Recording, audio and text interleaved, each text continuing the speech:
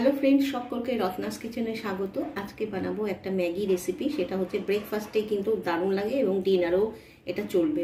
তো তার জন্য আমি ইনগ্রিডিয়েন্টস কী কী নিয়েছি আমি প্রথমেই বলি। গার্লিক চিলি সস, এটা আমার খুব প্রিয় সস। আর নিয়েছি পাস্তা মিক্স, নিয়েছি পেঁয়াজ কুচি, লঙ্কা কুচি আর কিউব চিজ, আর নিয়েছি ম্যাগি আর ম্যাগি মশলা আর গোলমরিচের গুঁড়ো। ম্যাগিটা করবার জন্য একটা বোল নিয়েছি, দিয়ে দিচ্ছি জল, 1 কাপ আন্দাজ মতন জল দিয়ে দিচ্ছি। বেশি একটা দেবো না, যেহেতু একটু শুকনো শুকনো হবে, এটা দেবো না বেশি। এবার দিয়ে দেবো পেঁয়াজ কুচি।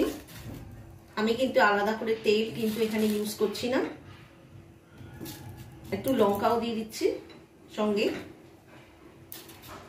খুব তাড়াতাড়ি হয়ে যায় আর এইভাবে খেতে কিন্তু বাচ্চারা ভীষণ পছন্দ করে।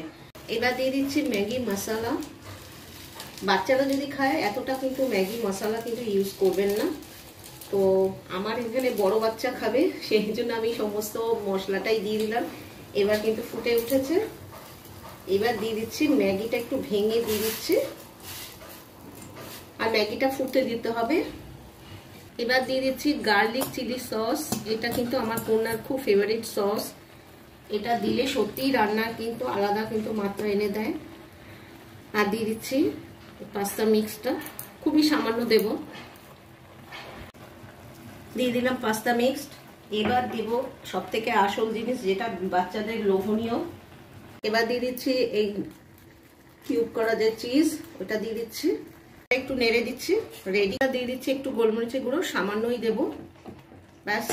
এবার পরিবেশন করে দেখা কেমন লাগলো আমার এই ম্যাগি রেসিপি। যদি ভালো লেগে থাকে অবশ্যই একটা লাইক দেবেন। আর যারা সাবস্ক্রাইব করছেন না, আমার চ্যানেলকে উপেক্ষা করে চলে যাচ্ছেন, প্লিজ প্লিজ আমার চ্যানেলের সঙ্গে থাকুন এবং সাবস্ক্রাইব করুন। আমাকে আগিয়ে নিয়ে যেতে সাহায্য করুন। ভালো থাকবেন, সুস্থ থাকবেন, বাই।